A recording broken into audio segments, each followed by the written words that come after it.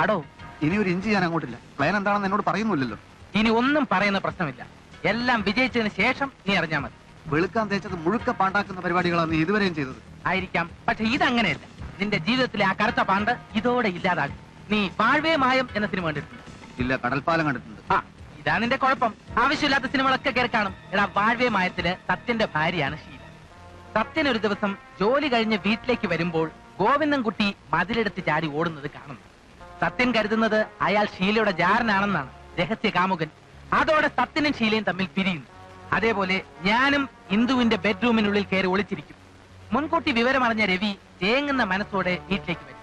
Gate കടക്കുന്നതും Thankappan പടക്കം പൊട്ടിക്കും. ഈ പടക്കം പൊട്ടിക്കുന്നു എന്നുള്ളത് ഒരു സിഗ്നലാണ്. രവി വരുന്നു എന്നതിന്റെ സിഗ്നൽ. ശബ്ദം കേട്ടതും ഞാൻ ഇറങ്ങി ഓടും. രവി അത് കാണും. കത്തിലുള്ള വിവരമെല്ലാം സത്യമാണെന്ന് മനസ്സിലാക്കി രവി ഇന്ദുവിനെ ആ നിമിഷം അവളുടെ വീട്ടിൽ കൊണ്ടാക്കും. എടാ കുടുംബക്കലക്ക് ഇതാണോ നിന്റെ പരിപാടി? തൽക്കാലം ഇതാണ് എന്റെ പരിപാടി. താടിക്കാരനായ ജാരന്റെ വിവരം ഞാൻ രവി അറിയിച്ചു കഴിഞ്ഞു. ഞാനിത് സമ്മതിക്കില്ല. അതുകൊണ്ടാണ് നിന്നോട് ഇത് പറയാതിരുന്നത്. ഹരി, ലക്ഷ്യമാണ് പ്രധാനം, മാർഗമല്ല. തങ്കപ്പ, അവൾ കോടതിയിൽ നിന്നും വരുന്നതിന് മുമ്പ് നമുക്ക് മുന്നോട്ട് നീങ്ങാം. പടക്കമുണ്ടല്ലോ? ഓ പുരുഷു, ഞാനേ എസ് ഐ രാമേന്ദ്രന്റെ ശിഷ്യനാ.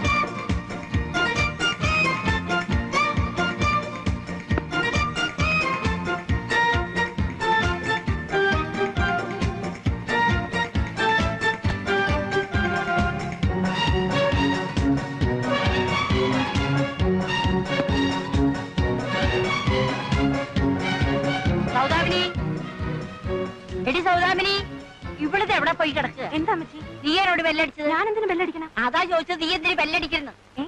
കാപ്പി ഇട്ട് തിരിപ്പുണ്ടോടി? ഉണ്ട്. എന്നാ നീ പോയി ഒരു ചായ എടുത്തിട്ടോ.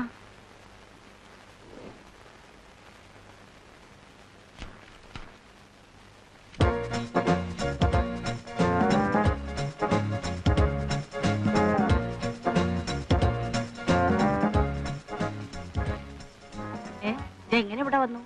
ആരാടിയോട് കൊണ്ടിട്ടത്? അത് നിന്നോടാ ചോദിച്ചത്, ആരവിടെ കൊണ്ടിട്ടേന്ന്? അമ്മക്ക് ഞാനല്ല. അകത്തോണ്ട് പോയിടറി. ഞാനല്ല.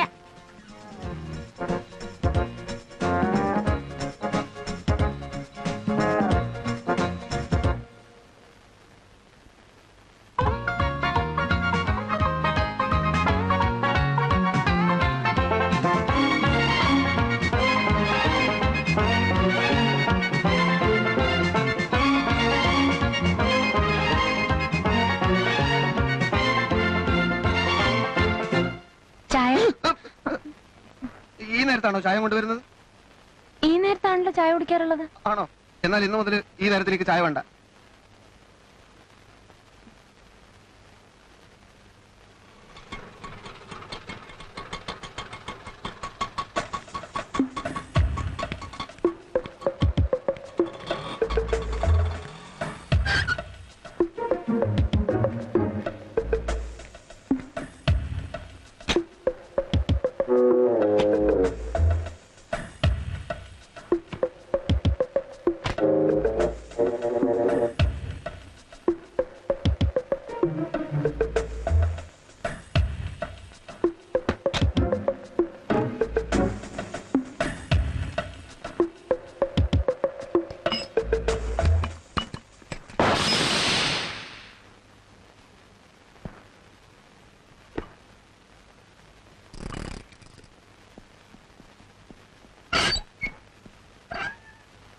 കാണുന്നില്ലല്ലോ.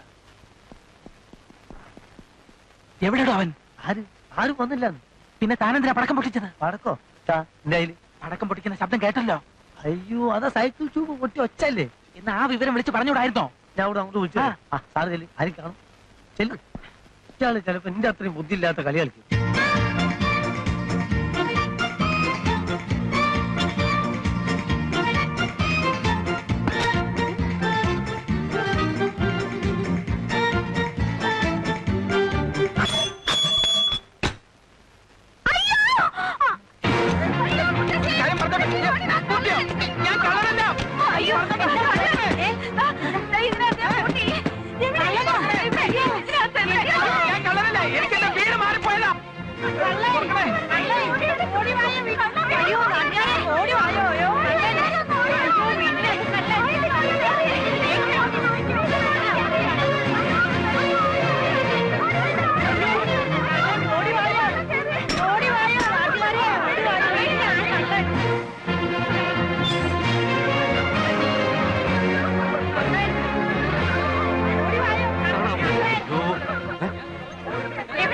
എന്താ പറ്റിയതറിയില്ലോ, ഒന്നിട്ട് മാറിക്കണോ?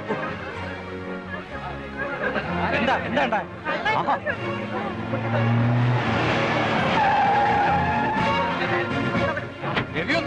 എന്താ എന്താ വീട്ടിൽ കള്ളം കയറി. എവിടെ?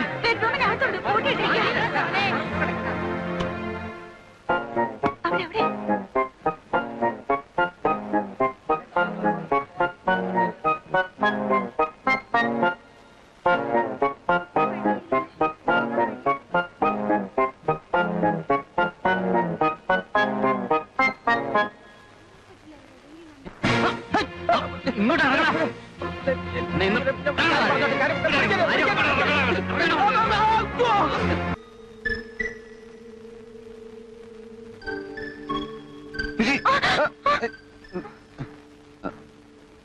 മാനുഷിക ബന്ധങ്ങളെ പറ്റി നിന്റെ അഭിപ്രായം എന്താണ്? വളരെ മോശം അഭിപ്രായമാണ്. ക്ഷീണം കൊണ്ട് തല പൊക്കാൻ വയ്യ, അപ്പോഴാ മാനുഷിക ബന്ധങ്ങൾ. ഉറങ്ങാൻ നോക്ക് ഹരിയേട്ടാ. വിജി, ഇത് പറയാതെ എനിക്കൊന്നും ഉറങ്ങാൻ പറ്റില്ല. എന്ത് വട്ടായാലും നമുക്ക് നാളെ പറയാം പ്ലീസ്. നിന്നെ പോലൊരു സ്ത്രീയുടെ മഹത്വത്തെ പറ്റിയാ ഞാൻ പറയുന്നത്. നീ അതറിയണം. ഏത് സ്ത്രീ? ഗോണിക്കൊപ്പയിലുള്ള എന്റെ ഒരു ഫ്രണ്ടിന്റെ ഭാര്യ. ആ ഫ്രണ്ട് അവരെ കല്യാണം കഴിച്ച് 7 വർഷം കഴിഞ്ഞപ്പോ അപ്പോഴാണ് ആ സ്ത്രീ അറിയുന്നത് എന്റെ ഫ്രണ്ടിന് അവിഹിത ബന്ധത്തിൽ നേരത്തെ ഒരു കുഞ്ഞുണ്ടെന്ന്. എന്റെ ഫ്രണ്ട് വിചാരിച്ചു അതോടെ അവനെ ഉപേക്ഷിച്ച് പോയിക്കളയുമെന്ന്. പക്ഷെ നിനക്കറിയോ അവരെന്താണ് പറഞ്ഞതെന്ന്? അതെല്ലാം കല്യാണത്തിന് മുമ്പുള്ള കാര്യമല്ലേ. എന്റെ കഴുത്തിൽ താലി കെട്ടിയ പുരുഷൻ എന്റെ കാണപ്പെട്ട ദൈവമാണ്, ദൈവത്തെ ശിക്ഷിക്കാൻ മനുഷ്യന് അവകാശമില്ല എന്ന്. എന്ത് നല്ല സ്ത്രീ അല്ലേ? എനിക്കങ്ങനെ തോന്നുന്നില്ല. ആ സ്ത്രീക്ക് ഇതുപോലെ വല്ല കുഴപ്പവും കാണും. ആ സ്ത്രീയുടെ സ്ഥാനത്ത് ഞാനോ മറ്റോ ആയിരുന്നെങ്കിൽ ആ നിമിഷം ആത്മഹത്യ ചെയ്തേനെ. അങ്ങനെ ഒരു വൃത്തികെട്ടവന്റെ കൂടെ പിന്നെ എങ്ങനെ ജീവിക്കാനൊക്കെ ഹരിയേട്ടാ? അതെ, അത് കറക്റ്റാണ്. എന്നാ പിന്നെ വിജു കിടന്നുറങ്ങിക്കോ, എനിക്ക് നല്ല ക്ഷീണമുണ്ട്. ഇതൂടെ കഴിച്ചോ? മതി ചേട്ടാ. നിങ്ങൾ എന്നെ വേണ്ടത്ര സൽക്കരിച്ചു കഴിഞ്ഞു. ഇത് നിങ്ങളെ ആരെയും ഒരിക്കലും ഞാൻ റേഗില്ല. ഞങ്ങളെ നിരന്തരം റാഗ് ചെയ്തോണ്ടിരുന്നപ്പോ ഞങ്ങൾ വിചാരിച്ചു ഈ ചേട്ടൻ വെറും ഒരു ദുഷ്ടനെന്നാ. ഇപ്പൊ ഈ കുടിച്ചോണ്ടിരിക്കുന്ന ചേട്ടൻ എന്തൊരു പാവാ. ഞാൻ ഇതാ വരുന്ന, ഒരു മിനിറ്റ്.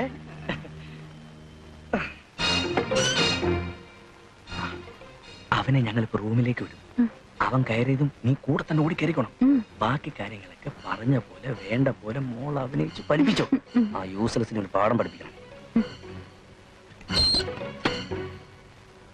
ചേട്ടാ, ഇനി ഒഴുകി ചേട്ടൻ ഞങ്ങളോട് പിണങ്ങരുത്. ചേട്ടാ ഇപ്പൊ തന്നെ ഓവറാ. ചേട്ടൻ മുറിയിലോട്ട് പോ. എനിക്കൊരു കുഴപ്പമില്ല. ഞാൻ എത്ര വേണമെങ്കിലും ഇനിയും കുടിക്കും.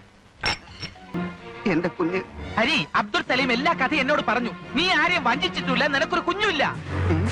ആ, നിനക്ക് ചീത്ത പേരുണ്ടാക്കാൻ ഈ കള്ള റാസ്കലിനെ അവൻ ചട്ടം കെട്ടിയതാ. ഒരു കൗണ്ടർ റാഗിങ്. അവിടെ മാലയും കോപ്പും. ഞാൻ പോലീസാണ്. ഒറ്റ എണ്ണത്തിന് വെറുതെ വിടില്ല. അതൊന്നും അല്ല മുത്തശ്ശി, ദാഹം മാറ്റാനുള്ള വേറെ സാധനങ്ങൾ വേണ്ടോളം കരുതിയിട്ടുണ്ട്. അതെന്താ? അല്ല അത് പിന്നെ നമ്മുടെ സോഡ. എന്റെ വക ഒരു സ്പെഷ്യലാ. Thank you. സ്പെഷ്യലോ? മടങ്ങി വരുമ്പോ ഞങ്ങൾക്ക് തട കൊണ്ടുവരാം. വലിയൊരു ഒലക്ക. എന്റെ സാറ് ഞങ്ങൾ ഇംഗ്ലണ്ടിലേക്കൊന്നും അല്ലല്ലോ പോകുന്നത്, ഈ കൊടൈക്കനാലിലേക്കല്ലേ. ഓഹോ. അല്ല, രണ്ടാം കെട്ടുകാർ ഇതുവരെ ഇറങ്ങിയില്ലേ? അതോ പഴയതുപോലെ പിന്നെ മുങ്ങിയോ? മുങ്ങിയില്ല. അതെ, ചുരത്തിൽ എത്തിക്കഴിഞ്ഞാ പിന്നെ ഞാൻ ഡ്രൈവ് ചെയ്യില്ല കേട്ടോ. താഴോട്ട് നോക്കിയാൽ എന്റെ തല കറങ്ങും. കറങ്ങട്ടെ, താൻ ഞങ്ങളെ കുറെ കറക്കിയതല്ലേ. ആ, അതാ നോക്കി ആരാ വരുന്നെന്ന്. വിളക്കി ചേർത്തപ്പോൾ കൂടുതൽ ദൃഢമായ ചങ്ങല.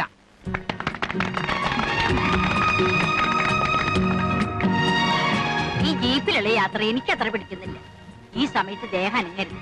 ഇത് 3-ാം മാസമാണെന്ന് ഓർമ്മ വേണം. ദൈവം ഞങ്ങളെ ഒത്തിരി പരീക്ഷിച്ചില്ലേ മുത്തശ്ശി, ഇനി ഒരു പ്രശ്നം ഉണ്ടാവില്ല. മാത്രമല്ല മുത്തശ്ശി, ഈ കുലുങ്ങിയുള്ള ജീപ്പിലെ യാത്ര ഗർഭസ്ഥ ശിശുവിന്റെ ആരോഗ്യം വർദ്ധിപ്പിക്കുമെന്ന് SI രാമേന്ദ്രൻ എപ്പോഴും പറയാറുണ്ട്.